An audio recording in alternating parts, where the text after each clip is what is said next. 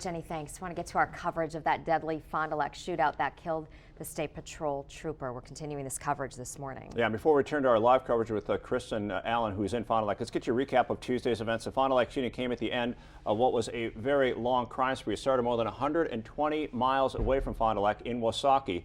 Authorities first learned about the robbery at the State Bank of Florence, located right here, and they found out about that bank robbery about 1:43 on Tuesday afternoon. And then just less than an hour later, officers found Thomas Christ's body near the intersection of Highway 180 and Jermac Road, and that's just about a mile from that bank. Right, and then 3 hours later in Fond du Lac, Trooper Trevor Casper was following a vehicle matching one in the bank robbery, and when the shootout happened, that's where it happened in the 100 block here of North Berger Parkway in Fond du Lac. Both Trooper Casper and the suspect, Stephen Schneider, died in that gunfire. And Trooper Casper died on his first day working solo.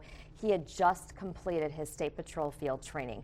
Our Kristen Allen live now in Fond du Lac with details of what turned into Casper's final call. We're outside the State Patrol barracks here, and as you can see behind me, there's a patrol squad car, and there's a black ribbon covering the logo on the side door here as a memorial to fallen Trooper Trevor Casper. The Wisconsin Department of Justice says the 21-year-old spotted a car matching one from a bank robbery earlier in the day during his shift. He radioed to dispatchers and kept following the car. Police say that's when an encounter happened. I did get on scene. And shortly thereafter, the gunfire exchange between himself and the suspect. I won't say that I was a witness. I did see Trooper Casper fall to the ground.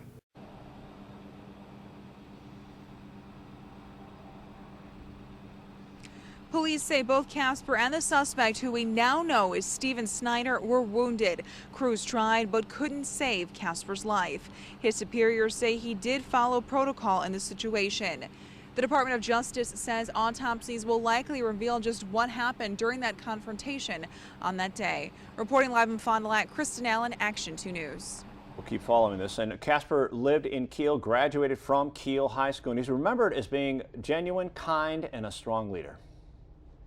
He was a good guy, and everybody liked him.